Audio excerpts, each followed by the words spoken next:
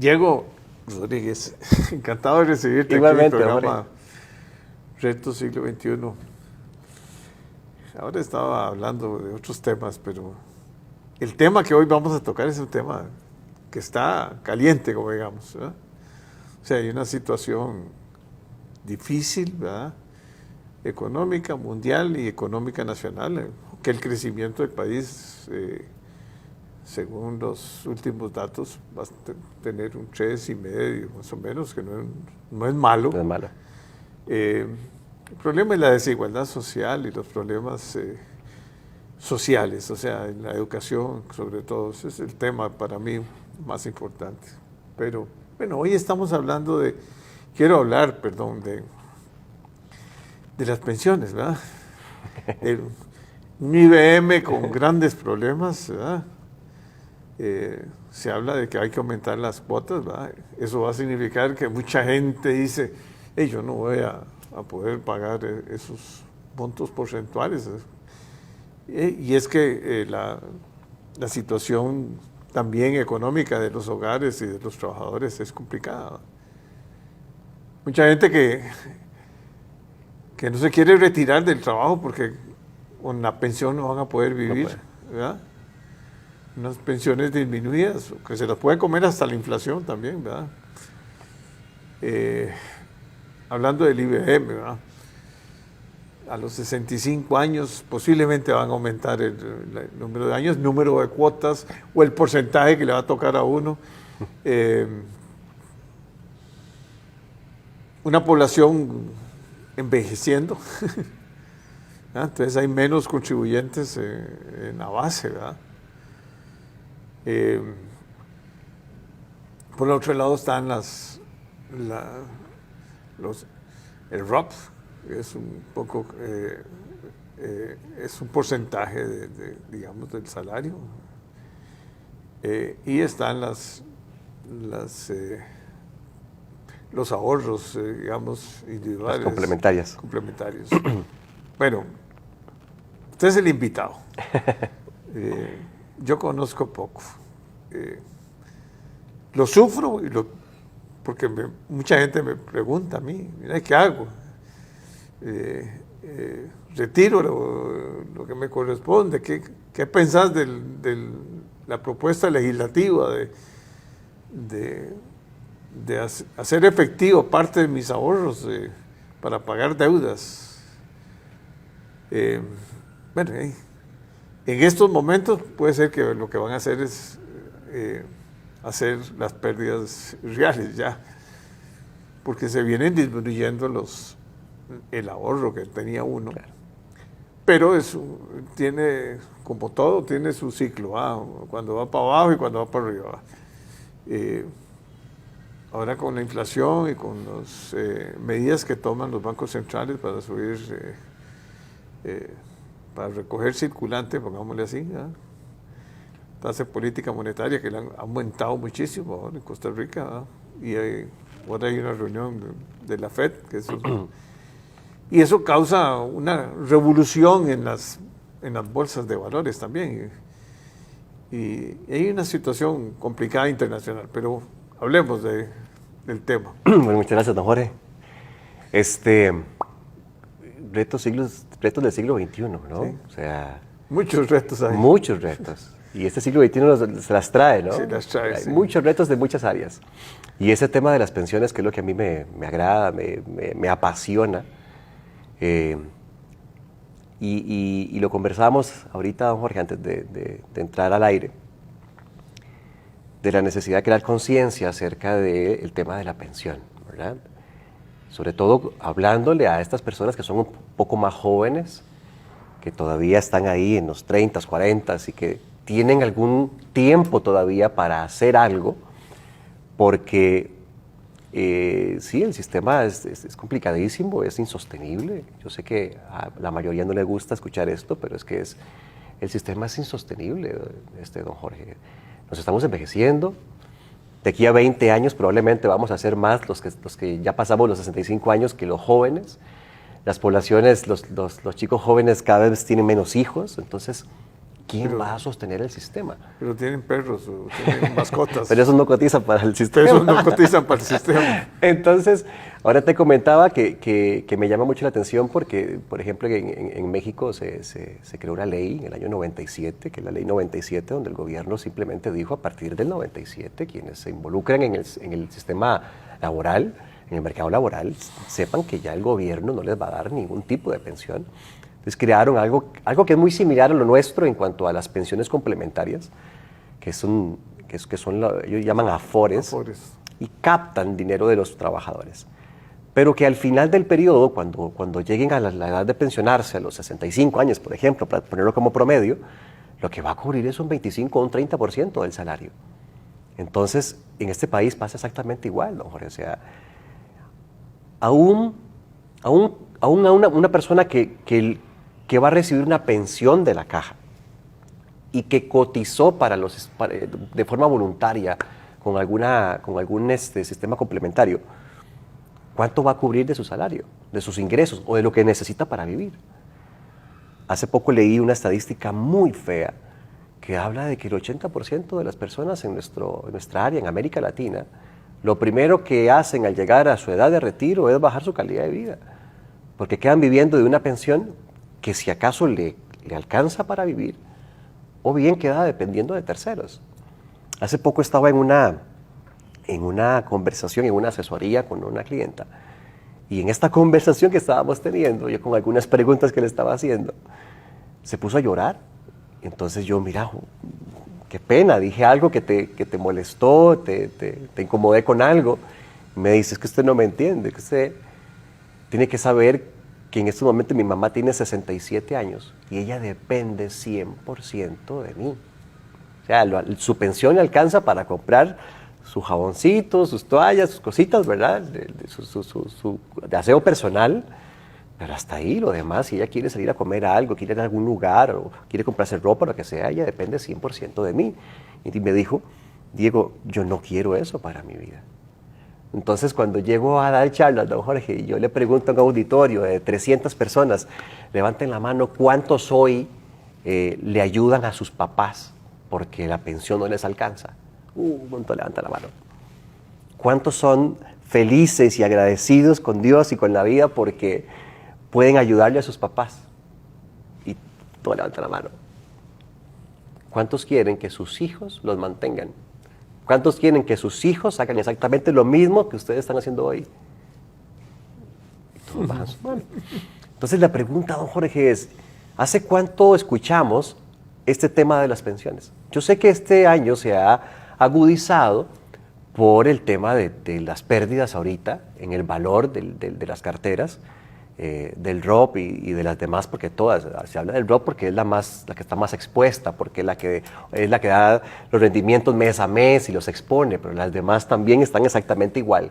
Y tenemos que entender que esto no es una problemática país, es una problemática mundial. Esta misma conversación la estamos teniendo en todas partes del mundo. Entonces, es una problemática que se vive a nivel global, a nivel mundial. Sí, con inflaciones de 8, 10, 12%, imagínate. Y es que es una crisis... Porque es una crisis mundial. O sea. Y que tiene características muy especiales. Digamos que la última crisis más grande que habíamos experimentado fue la del 2008, pero era muy focalizada, muy centralizada en la parte bancaria, en la parte inmobiliaria, afectando mucho Estados Unidos y algunas otras áreas.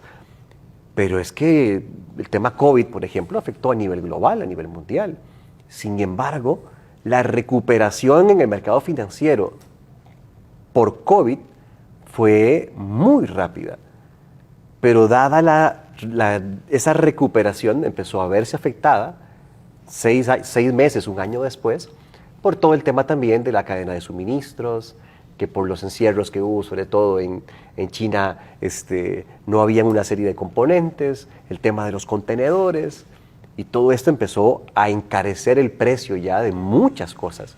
Cuando un contenedor pasó de valer $2,000, $3,000 a $20,000, entonces fue otra gran crisis que se causó en el 2021, y después de esto pues se le suma también la invasión de Rusia a Ucrania. Entonces ha sido una serie de circunstancias atípicas que hace que la crisis se haya extendido un poco más. Bueno, y también hubo, acordemos,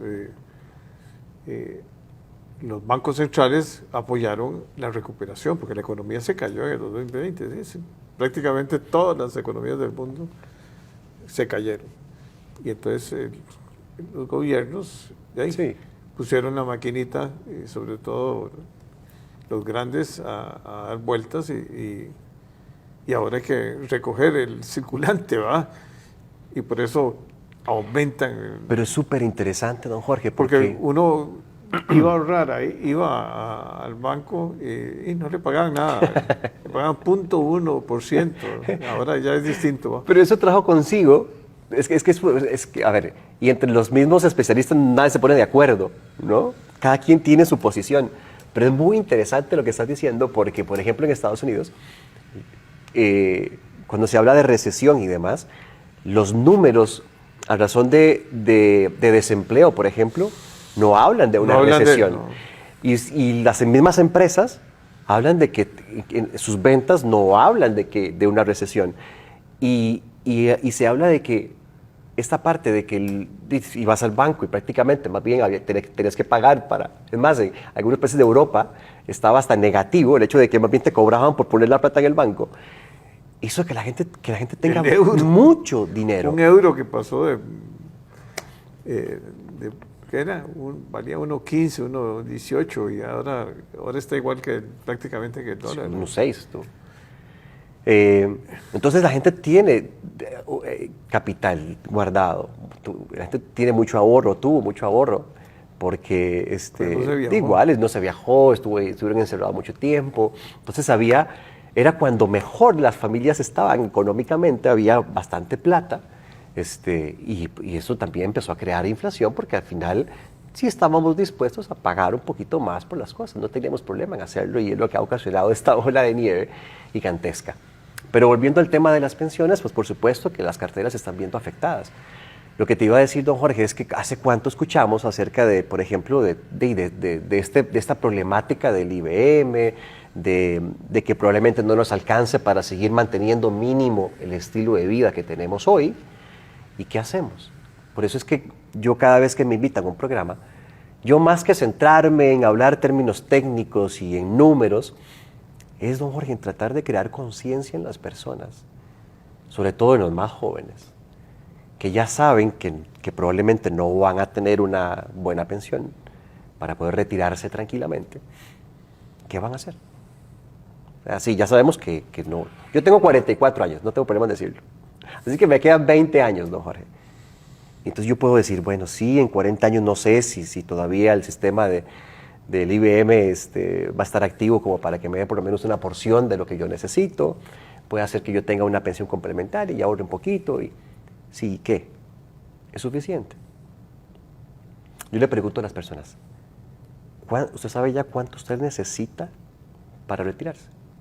¿Cuánto debería usted tener ahorrado de una cuenta para que ese dinero ahorrado de una cuenta, que usted lo pueda invertir y esa inversión te genere lo que necesitas para vivir? Ni la más mínima idea. La respuesta en el 100% de los casos es, vos sabes que no sé. Entonces ya pues agarramos y hacemos algunas operaciones y le digo, bueno, mira, ¿cuánto te gustaría recibir para mínimo mantener el estilo de vida? Ah, mira, Diego, no, yo quisiera recibir $1,000 o $2,000 mensuales. Ya a mis 65, ya yo supongo que voy a tener algunas cosas resueltas, ya no tengo que pagar educación de los hijos, ya no tengo que pagar universidades tal vez, la casa digamos que ya está paga, entonces digamos que tenemos menos obligaciones. Con $2,000 yo viviría tranquilamente. Ok, entonces bueno, ¿cuánto tenés que crear en los próximos 15 o 20 o 25 años? Para tener un patrimonio que te genere eso. Para tener el patrimonio que te genere esa rentabilidad, que usted diga, bueno, sin depender, no, Jorge, a ver, soy de la generación, mi papá murió muy joven, mi papá murió de 62 años, pero yo soy de una generación, yo siempre digo, que vio a mi abuelo morir trabajando, a mi papá, que si no hubiera fallecido, no tenía ningún plan, tenía que seguir trabajando el resto de su vida. Si yo no hago algo, voy a morir trabajando, Jorge. O sea, ¿cómo voy a dejar de trabajar? A ver, esa persona que dice, no, yo tengo un negocio. O sea, es que esta charla no es solamente para las personas de clase media baja, no, para todos. A mí, gracias a Dios, este trabajo que tengo como asesor financiero me da la posibilidad de conocer personas de todos los tipos. Pero he estado en campos de golf con golfistas que están quebrados, que la pandemia los quebró y que hoy están jugando porque alguien les pagó la canchita para que ese día fueran a jugar. Porque quebraron. Quiere decir que la parte de esta planificación de un ahorro tomado específicamente para mi retiro es para todos. Sí. Y los libros, la literatura dice que por lo menos deberíamos guardar mínimo un 10% de nuestros ingresos. ¿Qué pasa, don Jorge? Si aún ganando 500,000 pesos por mes, la familia, la persona, esa persona decide que va a vivir con el 90% y ese 10% lo va a guardar todo el resto de la vida. Lo que pasa es que nadie pensó que íbamos a tener inflaciones tan importantes, ¿verdad? O situaciones que pueden suceder que son dramáticas, como es el cambio climático. Y, digamos, si yo tenía mis locales comerciales también, ¿qué sucede si no hay cómo alquilarlos ahora porque no hay demanda? O si yo tenía un apartamento o un condominio, la gente ya no puede pagarme lo que yo pensaba que iba a ser mi retiro. Y por eso le digo que es importante crear capital líquido. Por eso te digo que hay que reservar una porción, por lo menos mínimo el 10% del ingreso. Hay un libro maravilloso, se llama El hombre más rico de Babilonia, que él dice que cuando nosotros recibimos nuestro salario, nuestra paga, nuestro salario, nuestros ingresos mensuales, esa es la riqueza, ¿no? Y esa riqueza yo la comparto. Yo tomo mi riqueza y la comparto con la farmacia, la gasolinera, el supermercado, la carnicería, la panadería. De mi riqueza la comparto. Pero llego al final del mes y compartí toda mi riqueza y no me dejé nada para mí. Entonces este autor dice, uno debería guardar una porción de esa riqueza. Esta parte es mía. Otros autores le llaman pagarse a uno primero. Entonces, de mis ingresos yo me voy a pagar primero a mí y pagarme primero, como lo hacen en Japón. En Japón más bien tienen el problema de que ahorran tanto sí. que entonces la economía no crece al ritmo que ellos quisieran. Pero es que ellos primero ahorran, después pagan sus gastos, ¿sí? Y si sobran, se divierten. O sea, y si sobra, lo gastan en lo que sea. Nosotros primero gastamos, después, primero gastamos, sí. Después vamos a pagar lo que tenemos que pagar, las responsabilidades, que el alquiler o el préstamo, lo que sea. Y si sobra algo, es para ir a comernos algo y disfrutar de algo más, y si sobró de algo, lo ahorramos. Y son ahorros a la vista. Y lo peor es que uno, vive más años.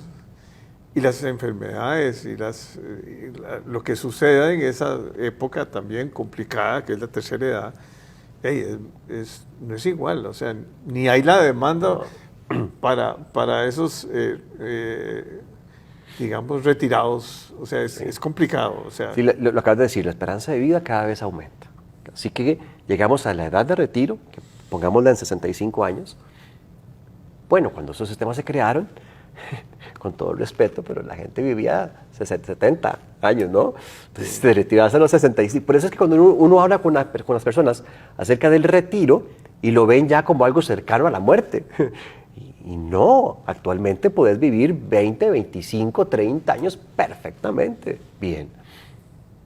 Claro, tal vez no con las mismas energías, con algunos temas de salud, que también hay que contemplar dentro de los gastos que yo voy a tener a ese momento, para saber cuánto quiero recibir mes a mes. Pero entonces, don Jorge, cuando te decía ahorita, ¿qué vamos a hacer? Es porque la gente tiene que crear conciencia de que tiene que empezar a crear sus propios fondos. Tiene que empezar a tener sus propios fondos. Y este ahorro tiene que estar determinado. Psicológicamente hablando, nos cuesta conectarnos. Hace unos años atrás, Facebook hizo una aplicación que se llamaba FaceApp, donde usted ponía una foto y la foto le decía cómo se iba a ver usted en 20 años o en 25 años, ¿no? Entonces a todos nos hizo mucha gracia y todos pusimos nuestra fotita viéndonos viejitos, ¿verdad? O ya con cierta edad. ¿Por qué a la gente le causó gracia? Porque nos cuesta visualizarnos de esa manera. Al yo de hoy, al yo presente, le cuesta muchísimo identificarse con el yo futuro. Entonces en mis charlas, don Jorge, yo le digo a las personas, hoy vamos a viajar en una cápsula del tiempo, tírese 20 o 25 años adelante. Ese yo del futuro, ¿qué le diría al yo del presente? O sea, si el yo del futuro se pone aquí y va a hablar con el yo de hoy, ¿qué le diría? Te diría, gracias por pensar en mí, gracias porque te cuidaste, hiciste ejercicio, comiste saludablemente y financieramente me dejaste acomodado, me dejaste para disfrutar de este tiempo. O el yo del futuro le va a decir al del presente, sos un egoísta, pensaste solamente en ti, te dedicaste a vivir la vida bajo la premisa de que no sé si mañana me voy a morir. Hace poco un cliente me dice, Diego, pero es que ahorrar 20 años. ¿Y cómo sé que voy a estar vivo de aquí a 20 años? Entonces le digo yo, mira, si te morís en el camino no hay ningún problema. El problema es que llegues vivo y no hayas hecho nada, porque vas a tener dificultades para ese momento. Entonces, don Jorge, la invitación es a que las personas puedan de verdad reflexionar acerca de la necesidad de tener sus planes de retiro, de tener su ahorro específico para eso, pero no a la vista. No a la vista, porque aquí en Latinoamérica lo que hacemos es que cuando alguien nos ofreció unas vacaciones o nos ofreció un carro a buen precio, los ahorros que teníamos lo invertimos en un carro. No, algo donde yo pueda destinarlo y decir, esto va a ser para mi yo futuro. Que las personas se puedan visualizar para mi yo futuro. Ahora, recomendación para quienes están hoy pensando en que por los resultados de las carteras del Roth y esto, que quieren liquidar y que quieren pasarse, o sea, no lo hagan. Quédense tal cual está, el mercado se va a recuperar. Ya estamos prácticamente tocando fondo. Vengo llegando de Londres en una gira que estuve un par de semanas por allá y los análisis que se hacen a nivel financiero y a nivel de mercado es que falta poco para que ya el mercado de verdad, ya hay indicios de una recuperación, de que ya empieza a haber una recuperación. Entonces, que ya tocaron fondo. Que ya, o sea, y si no se ha tocado fondo, está cerquita de tocar fondo. Entonces, si yo entro al mercado ahorita y me mantengo en el mercado, no sé, voy a perder tal vez un 3, 4, 5% de lo que es más ahorita. Pero si me mantengo, en 2 años, 3 años, 4 años, esto se va a recuperar. Porque siempre ha sido así. A lo largo de la historia, don Jorge, siempre ha sido así. En los últimos 120, 150 años, ha sido exactamente igual. El mercado se va a recuperar, es una premisa, el mercado se va a recuperar. Los mercados bajistas regularmente son de 12, 18 meses. Pareciera que se va a extender por primera vez un poquito más, pero el mercado se va a recuperar. Entonces, a las personas, los que se ven un poquito más afectados ahorita, claro, son los que están por pensionarse, que eso sí, están viendo disminución en su cartera. Pero para las personas que son un poco más jóvenes, 30, 40 años, tranquilos. Tienen mucho tiempo para recuperarse. Siento que hay la información que se da, don Jorge, en los medios y demás, gracias a Dios por programas como este, porque siento que hay mucha manipulación o se toca el tema de forma muy alarmista y muy... O desconocen realmente, porque la verdad es que uno tiene 3 etapas, uno tiene que planificar, o sea, hay que planificar la vejez. Bueno, no hablemos de la vejez, la tercera edad o la edad primavera, porque hablar de vejez suena como un poquito a veces dura, aunque es dura. Yo le digo que es tener una vejez digna. Hay que tener una vejez... Porque le llaman la edad de oro. ¿Es verdad que es la edad de oro? Depende, ¿verdad? Llegamos tan mal financieramente que lo menos que se convierte es una edad de oro. Bueno, yo creo que ha sido de verdad una charla muy rica en pensamiento, en análisis. No es financiera, es un cambio de actitud, es un problema educacional, es un problema cultural también. O sea, esas culturas milenarias como la China o como posiblemente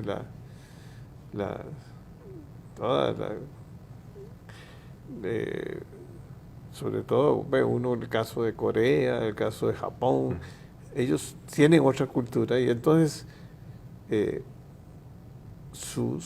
esa estructura cultural ellos saben que tienen que ahorrar y tienen que pensar en su... Y los hijos también tienen que darse cuenta de la responsabilidad que sus padres